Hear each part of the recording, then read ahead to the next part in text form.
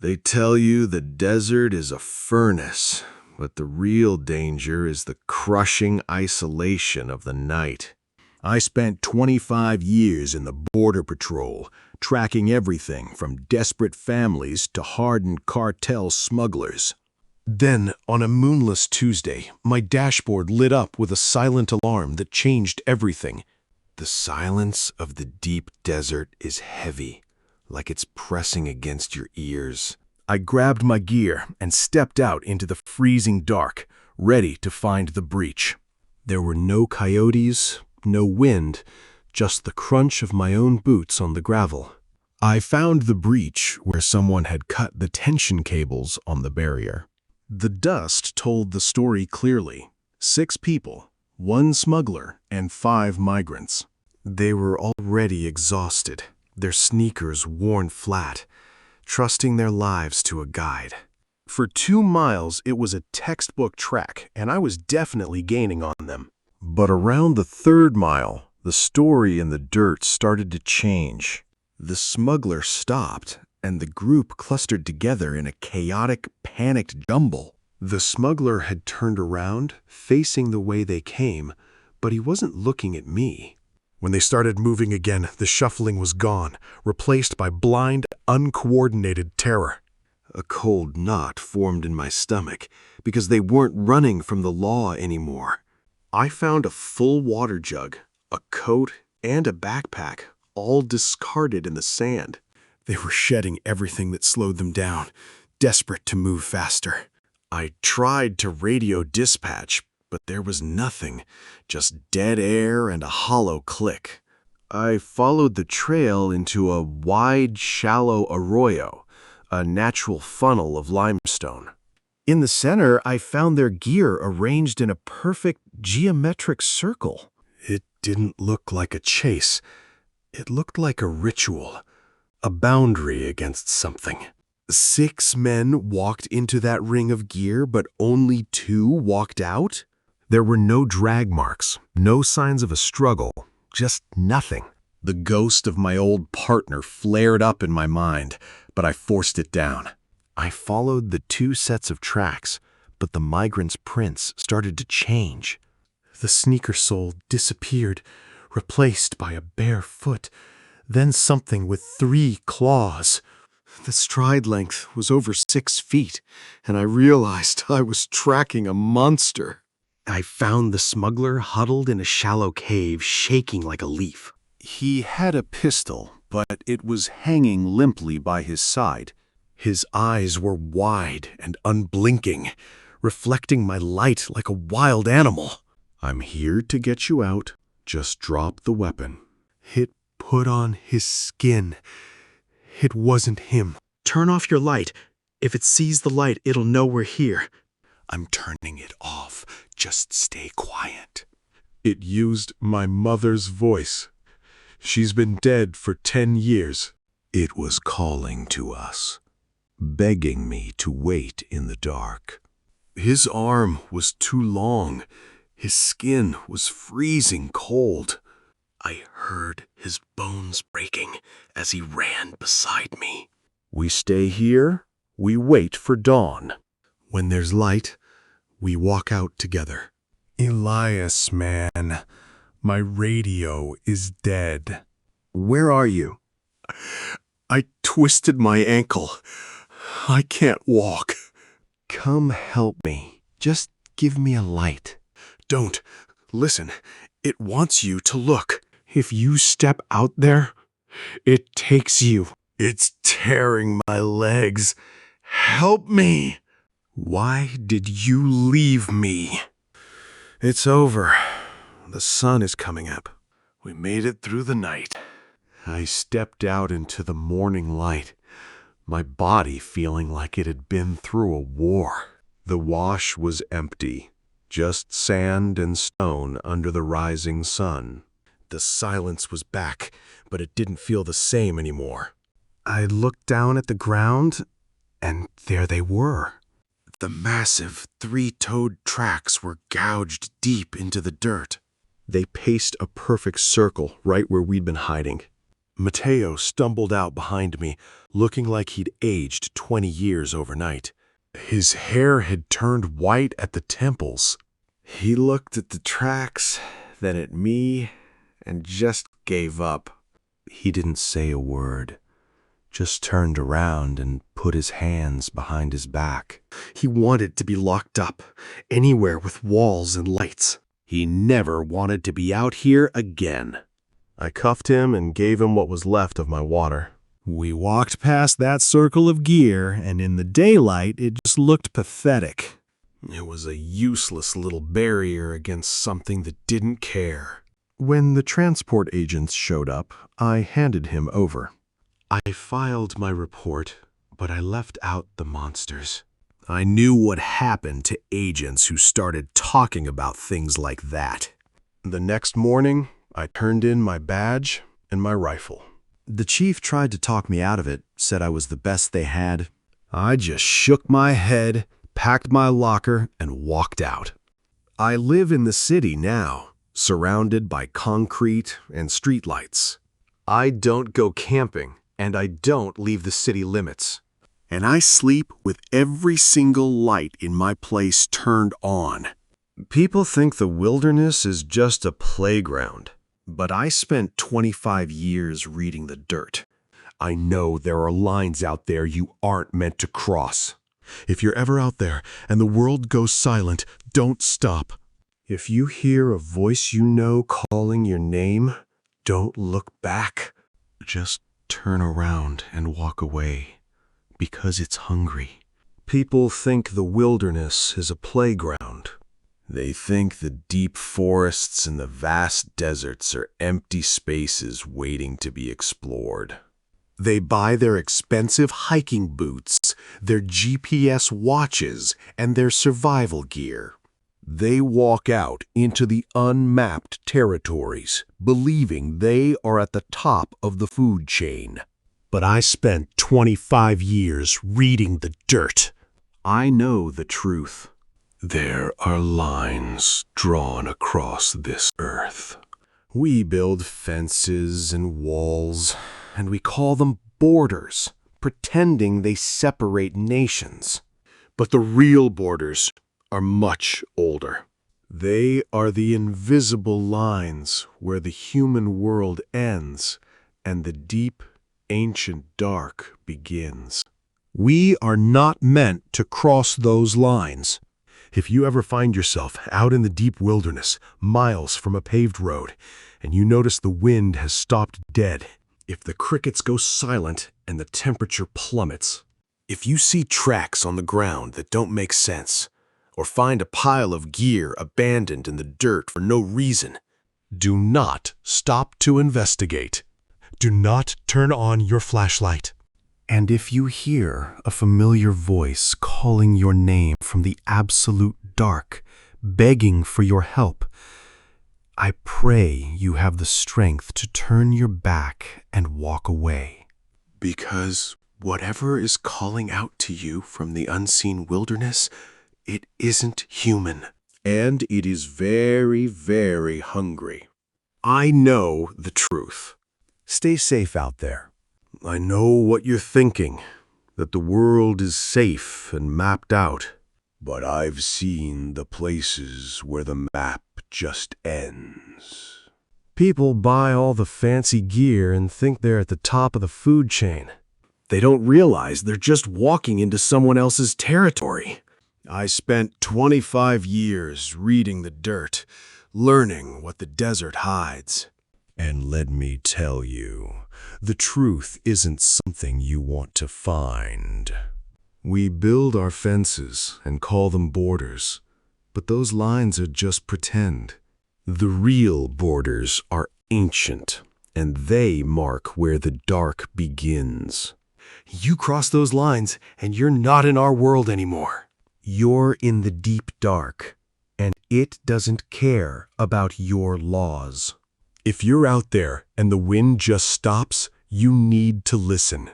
When the crickets go quiet and the air turns ice cold, that's your sign. Look for tracks that don't make sense, or gear left behind for no reason. Those aren't accidents. They're warnings from something that's hunting. And if you're in the dark, don't you dare turn on your flashlight. That light is just a beacon, and turning it on is the last thing you'll ever do. If you hear a voice you know calling your name from the dark, just walk away. Because whatever is out there, it isn't human, and it's very, very hungry. I'm just glad to be here, where the lights never go out. Stay safe, and for God's sake, stay out of the dark. I live in the city now, surrounded by concrete and street lights. I never go camping, and I never drive past the city limits. People think the wilderness is just a playground. They buy their fancy gear and think they're at the top of the food chain. But I spent 25 years reading the dirt. I know the truth. There are lines drawn across this earth. We build fences and walls, pretending they separate nations. But the real borders are much older. They're the lines where the human world ends and the ancient dark begins. If you're out in the deep wilderness and the wind stops dead, if the crickets go silent and the temperature plummets, you're in trouble. If you see tracks that don't make sense or gear abandoned for no reason, do not stop to investigate. And whatever you do, don't turn on your flashlight. If you hear a familiar voice calling your name from the dark, don't answer. I pray you have the strength to turn your back and walk away. Because whatever is calling to you, it isn't human. And it's very, very hungry. Just keep walking. Don't look back. I've spent my whole life looking at the world through a lens of logic. But some things out there just don't play by the rules. People think the wilderness is just a playground for their weekend trips. They buy all the fancy gear and think they're at the top of the food chain. But I spent 25 years reading the dirt. I know the truth about what's really out there. We draw lines on maps and call them borders. But the real borders are much older than any nation. Those lines are where the human world ends, and the ancient dark begins. We aren't meant to cross them. If you're out there and the wind just stops dead, and crickets go silent, you need to listen. Watch for tracks that don't make sense, or gear just left in the dirt for no reason at all. Whatever you do, don't turn on your flashlight. That light is just a beacon for it. If you hear a voice calling your name from the dark, don't answer. It isn't human, and it's very, very hungry. Just turn your back and walk away. Don't ever look back. I know what's out there. I've seen the lines that shouldn't be crossed. People think they're at the top of the food chain. They buy all the gear, but it doesn't matter. I spent 25 years reading the dirt. I know the truth about what's hiding in the dark. We build walls and call them borders. But the real lines are much older than that. That's where the human world ends. And the ancient dark begins. If the wind stops dead, you listen. If the crickets go silent, you run. Look for tracks that don't make sense. Or gear left behind for no reason. Whatever you do, don't turn on your light. It's a beacon, and it's a fatal mistake. If you hear a voice calling your name, don't answer. It isn't human, and it's very, very hungry. Just walk away. And pray you never have to look back. I sat in my patrol vehicle, the engine cut, watching the trail through my night vision. The silence of the deep desert is heavy. It really presses against your ears. Around 2 in the morning, the sensors on the outer perimeter finally tripped. I grabbed my rifle, my heavy flashlight, and my tracking stick, and I stepped out into the freezing dark. There were no coyotes howling, no wind, just the crunch of my own boots. It didn't take me long to find the breach where they'd cut the barrier cables. I knelt in the dirt, shining my red lens flashlight to see what was there. The story was written clearly in the dust. 6 individuals total. One was the coyote, wearing heavy tactical soles, and the others were migrants in cheap sneakers. I radioed dispatch, then turned off my radio to keep things quiet. I began the long walk into the dark, following them northwest. For the first 2 miles, it was a textbook track. I was gaining on them, I could tell, because their footprints were still sharp. But around the 3rd mile, the story in the dirt began to change. The smugglers stopped, and the migrants just bunched up in a total mess. I knelt down, and I realized he'd turned around, facing the way they'd come. When the track started up again, the pace was totally different. They weren't shuffling anymore. They were running in blind, uncoordinated terror. A cold knot formed in my stomach because I knew they were running from something. I picked up my pace, my hand dropping to my sidearm. The temperature seemed to drop another 10 degrees. I could see my breath. A mile down, I found a full water jug just sitting there in the sand. My instincts were screaming at me that something was really wrong. I noticed one set of prints was dragging, like someone was being pulled along. I tried to radio dispatch, but I just got dead air. I pushed forward into a wide, shallow arroyo. The limestone walls rose up, blocking the wind and casting deep shadows. I stopped dead, my flashlight shaking when I saw the circle. I walked toward the circle, sweeping my light across the canyon walls. Nothing moved, and there was no sign of a struggle anywhere. It looked like a ritual, a desperate attempt to create a barrier. 6 men walked into this ring of gear, but only 2 walked out. I stared at the ground, my mind refusing to process the math. I followed the 2 sets of tracks heading north, deeper into the canyon. At first, they were running side by side.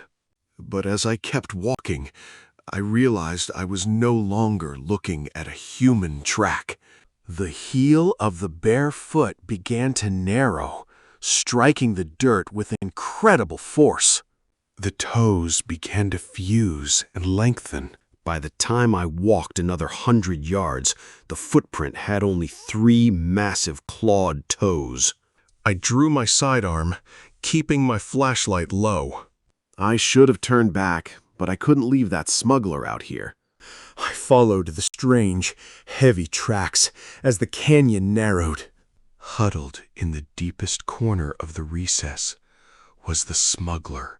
He was shaking so violently that his teeth chattered. His eyes were wide, unblinking, reflecting my flashlight beam like a wild animal. "You have to turn off your light," he gasped. "If it sees the light, it will know we are here." I clicked off the flashlight, and the darkness slammed down on us. "Used my mother's voice," Mateo whispered. It was crying, begging me to wait for her in the dark. The others heard it too. They heard their children. Then, the silence broke. "Elias, man, my radio is dead. Where are you?" It was David, my dead partner. I bit the inside of my cheek until I tasted blood. It isn't him, I told myself. The screaming outside continued for what felt like hours. The screaming outside just wouldn't stop. It cycled through voices I knew and voices I didn't. Mateo and I just held on, waiting for the sun.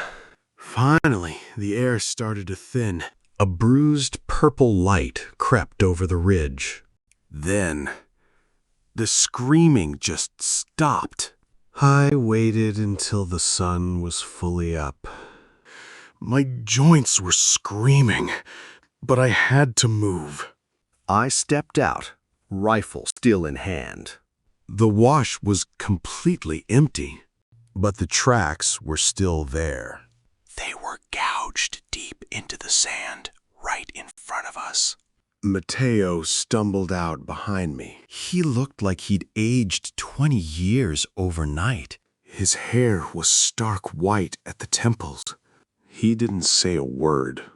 He just turned around and put his hands behind his back. He wanted to be locked up anywhere but here. We started the long walk back. We passed the circle of gear, but didn't look back. Not a single word was spoken for 3 hours. I handed him over to the transport team. I filed my report, but I left out the truth. I knew what happened to agents who talked about monsters. I turned in my badge the next morning. The chief didn't get it, but I didn't care. I just packed my locker and walked away. I live in the city now, surrounded by concrete. I never go camping, and I never leave the city. I sleep with every light on, every single night. People think the wilderness is just a playground. They buy all this fancy gear and head out, thinking they're at the top of the food chain. They've got no clue what's actually waiting for them out there. I spent 25 years reading the dirt. I learned the language of the ground. I know the truth about what hides in the unmapped territories. The world isn't as safe as we like to pretend it is. There are lines drawn across this earth. We build borders to separate nations. But the real borders are much older and far more dangerous. They're the invisible lines where the human world ends and the ancient dark begins. We are not meant to cross those lines. If you ever find yourself out in the deep wilderness, miles from a paved road, and you notice the wind has stopped dead, you need to pay attention. If the crickets go silent and the temperature plummets, get out. If you see tracks on the ground that don't make sense, or find a pile of gear abandoned in the dirt for no reason, do not stop to investigate. Do not turn on your flashlight. And if you hear a familiar voice calling your name from the absolute dark, begging for your help, I pray you have the strength to turn your back and walk away. Because whatever is calling out to you from the unseen wilderness, it isn't human. And it is very, very hungry. It's waiting for you to make a mistake. I sit in my apartment now with every light turned on. I don't look out the window at the dark anymore. I just listen to the city, hoping it's enough to keep the silence away. The desert is still out there, waiting. It doesn't care about our borders or our laws. It just waits for the next person to wander too far into the dark. So if you're out there, stay on the road. Keep your lights on. And for God's sake, don't listen to the voices in the dark. They aren't who you think they are. I remember the exact moment I realized the desert was no longer just a place of work. I was standing in that dry wash staring at the circle of gear. The silence felt like a physical weight pressing against my chest. For the first time in 25 years, I felt completely out of my depth. I forced myself to look at the tracks again, trying to find a logical explanation. 6 men had walked into that ring of gear, but only 2 had walked out. There were no drag marks, no signs of a struggle, and no footprints leading away. The ghost of my partner, David, flared up in my mind, bringing back all the old guilt. I had to push those memories down because I was a professional. I followed the 2 sets of tracks deeper into the canyon. As I tracked them, the migrants' footprints began to change in the most sickening way possible. The flat pattern of the sneaker sole disappeared, replaced by the impression of a bare foot. The toes fused and lengthened, and the stride length increased to over 6 feet. I drew my sidearm, my heart hammering against my ribs. I followed the tracks until they led to a small, jagged fissure in the canyon wall. Inside, huddled in the corner, was the smuggler, Mateo. He was shaking uncontrollably, his eyes wide and unblinking. Mateo grabbed my jacket, his hands trembling, and begged me to turn off my light. He said if it saw the light, it would know we were there.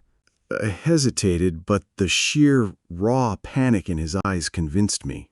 I clicked off the flashlight, plunging us into absolute, blinding darkness. Sitting in the dark, Mateo told me about the mimic, the skin stealer. He said it used his mother's voice to lure them into the dark. He described how Arturo had been replaced by something that looked like him. It had too many teeth and limbs that were too long. Then the silence broke. A soft, rhythmic crunching sound echoed in the dry wash.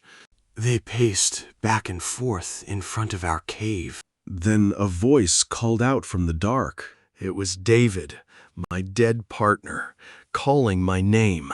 I clamped my hands over my ears, trying to block out the sound of David's voice. It had shifted from a friendly plea to a shrill, desperate scream of agony. It was a psychological weapon, playing back my deepest regret. I never turned on my light, and I never lowered my rifle. As the bruised purple light of dawn crept over the ridge, the voice outside stopped. When the sun finally rose, I stepped out of the cave. The wash was empty, but the massive 3-toed footprints were still there. They were pacing a tight circle exactly 20 yards from where we had been hiding. Mateo stumbled out behind me, looking like a broken man. His hair had turned white overnight from the sheer terror. He stared at those monstrous tracks, then looked right at me. He didn't say a word, just turned around and put his hands behind his back. He was begging to be locked in a cell, anywhere away from this desert. He never wanted to be free in the wild ever again. I cuffed him and gave him the last of my water. We walked past that circle of gear, looking pathetic in the daylight. It was just a useless barrier against the nightmare we survived. We didn't say a single word during the 3-hour hike back. The silence between us was heavy with everything we couldn't say. When backup finally showed up, I handed him over without a glance. I filed my report, but I left out the truth about the mimic. I knew what happened to agents who talked about monsters. I kept my secret, but I knew I was done with that desert. I turned in my badge, my rifle, and my keys the next morning. The chief was shocked, saying I was the best tracker they had. I just shook my head, packed my locker, and walked away for good. I live in the city now, surrounded by concrete and noise. I never go camping, and I stay far away from the city limits. I sleep with every light in my place turned on, just to keep the dark out. People think the wilderness is just a playground for them to explore. They buy all this gear and think they're at the top of the food chain. But I spent 25 years reading the dirt, and I know the truth. There are invisible lines where the human world ends and the dark begins. We aren't meant to cross those lines. If you're ever out in the deep wilderness and the wind stops dead, you better be careful. If you see tracks that don't make sense or hear a voice calling your name, don't stop. Don't turn on your light. Just turn your back and walk away. Whatever is calling out to you from the dark is very, very hungry. I sit in my apartment, the city lights glowing outside my window, but I can't shake the feeling of the desert. Every shadow in the corner of my room reminds me of the dark, empty spaces I left behind. I keep the television on just for the noise, a constant hum to drown out the silence that used to be my only companion. People think the wilderness is a playground, a place to explore with their expensive gear and GPS watches.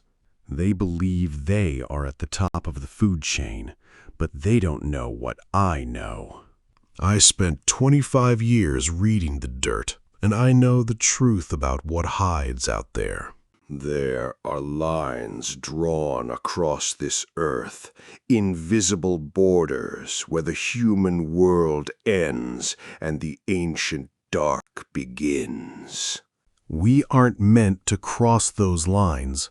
If you ever find yourself out in the deep wilderness and the wind stops dead, you need to be careful. If you see tracks that don't make sense, or find a pile of gear abandoned in the dirt for no reason, do not stop to investigate. Do not turn on your flashlight. Just turn your back and walk away, because whatever is calling out to you is very, very hungry. I think about Mateo sometimes, wondering if he ever found the peace he was looking for in that concrete cell. I wonder if he still hears the voice, or if the city noise is enough to keep the memories at bay. I hope he's safe, but I know the desert doesn't let go that easily. The badge I handed in sits in a drawer now, a piece of metal that feels heavier than it ever did when I wore it. It represents a life I can't return to, a duty I can no longer fulfill. I look at it sometimes, just to remind myself that I'm still here, still breathing. I still have dreams of the canyon, of the cold, biting wind and the smell of copper. In those dreams, I'm always back in the cave, holding my rifle, waiting for the sun to rise. I wake up sweating, my heart pounding, and it takes me a minute to remember where I am. The city is safe, or so I tell myself. There are no monsters here, just people living their lives, oblivious to the things that exist in the dark. I walk the streets during the day, feeling like an outsider, a man who knows a secret that would break their world. I don't regret leaving. I regret that I ever had to see what I saw. I regret that the world is a place where such things can exist. But I'm alive, and for now, that's enough. I'll keep my lights on, and I'll keep my distance from the edge. The desert is still out there, waiting, hungry for the next person who thinks they can master it. But it won't be me. I've done my time. I've seen the truth. And now I'm just a man living in the light, hoping the dark never finds its way to my door.